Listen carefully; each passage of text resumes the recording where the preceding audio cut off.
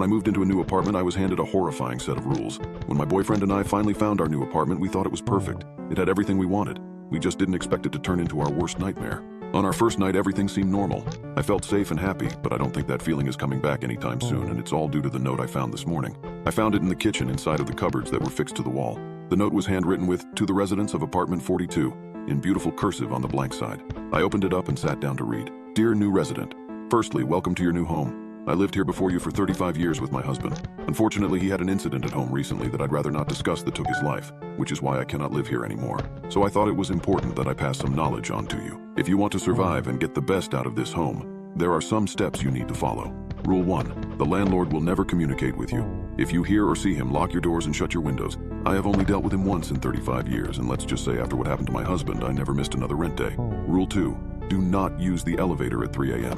And if it ever stops on your floor during this time, do not open the door. This is the most important one, and it will save your life. Rule 3. When you hear the strange entity noises coming from apartment 48, do not try to investigate them. Just lock your doors and continue on with your day. Rule 4. If you ever come across a window cleaner on the balcony, ignore him. No matter how nice he may sound, you can't interact with him. He is not what he seems. The last person that talked to him got their skull ripped open. Rule 5. Don't communicate with anyone who claims to live in apartments 65 to 72.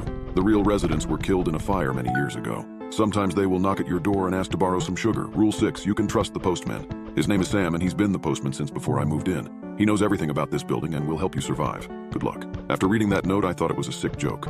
None of these rules could possibly be real. However, I would soon find out that I was wrong, and that this was just the beginning of our worst nightmare. A few hours later, when I opened the door to check for the mail, sure enough, the postman had delivered it when they said it would be. At about 11 a.m., my worst fears were confirmed when a friendly, middle-aged looking man carrying window cleaning equipment knocked on my balcony door. I ignored him, but no matter how hard I tried, he kept trying to talk to me. Our windows were sparkling, and due to our lack of curtains, I couldn't even hide from his gaze. I felt so exposed. He stayed for a total of 30 minutes exactly, and never once did he stop looking at me or knocking. He shouted the occasional ultra-friendly line or humble request for a beverage in the heat through the door, but I did my best to avoid eye contact. When he finally left, I looked outside every window in the apartment, but I couldn't see him on any of the other balconies or see any equipment suggesting he was around. He had vanished completely. When I checked my phone, I saw Jamie still hadn't texted me back. This wasn't normal. Jamie always texted me back quickly, so I decided to read his text again, and immediately chills shot down my spine. The old lady from apartment 65 asked to borrow some sugar. We'll be back shortly, love you. It read. I must have read that text hundreds of times over, hoping that it wasn't real, hoping that this rule about the dead residents was all just a big lie. But Jamie never came back. Hours had passed and I panicked. I cried. I left over 100 voice messages on his phone but got nowhere.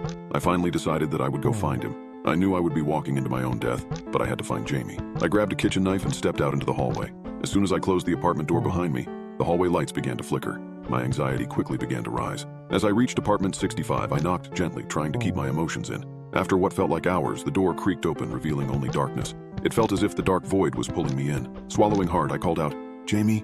Except I didn't hear Jamie's voice. Instead, an eerie whisper drifted from the apartment. "Can I borrow some sugar?" I froze, remembering that I had broken the most important rule. Immediately, the lights in the corridor went out and I felt an icy presence surround me. The next morning, Sam, the postman, approached the door of our apartment. He knocked lightly on the door, holding a small package. Except there was no answer. Growing concerned, he used his spare key to enter the apartment. The scene that greeted him was one of absolute chaos. Furniture was overturned, glass was broken, and there was a message written in blood on the wall. You should have followed the rules.